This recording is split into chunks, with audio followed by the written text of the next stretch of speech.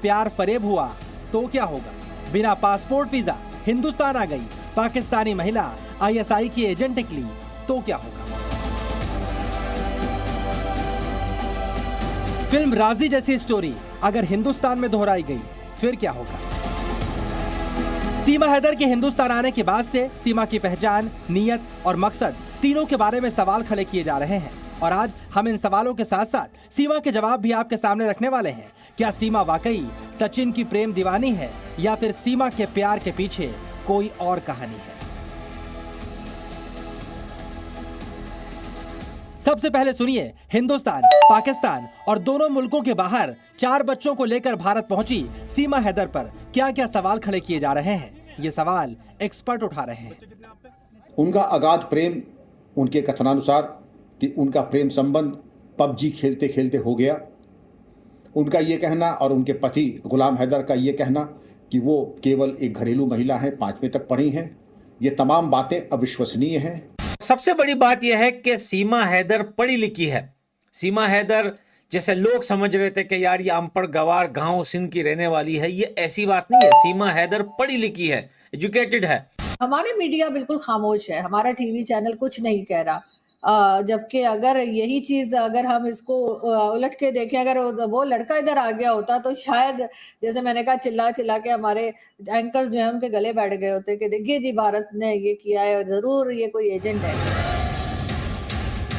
Greater Noida के सचिन के प्रेम में गैरकानूनी तरीके से भारत पहुंचने वाली सीमा हैदर की कहानी में कई पेच हैं और सीमा के बारे में जो खुलासे हो रहे हैं वो उसे संदेह के घेरे में लाते हैं। सबसे बड़ा पेच है सीमा के भाई का पाकिस्तान की फौज में शामिल होना।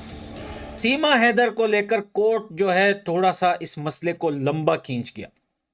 ये तो इसका फैसला तो घंटे 2 घंटे में होना था, लेकिन यहाँ पर सीमा हैदर का एक भाई जो है पाकिस्तानी आर्मी में था और सीमा हैदर का पाकिस्तानी फोन एकदम से टूट गया, गायब हो गया हिंदुस्तान के अंदर।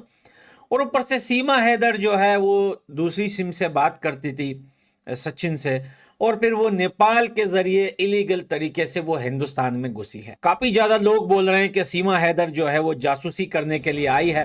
सीमा भी स्वीकार कर रही है कि उसका भाई पाकिस्तान की आर्मी में है, लेकिन खुद के जासूस होने से वो इनकार करती है। सीमा के पास इसके लिए अपनी दलीलें हैं।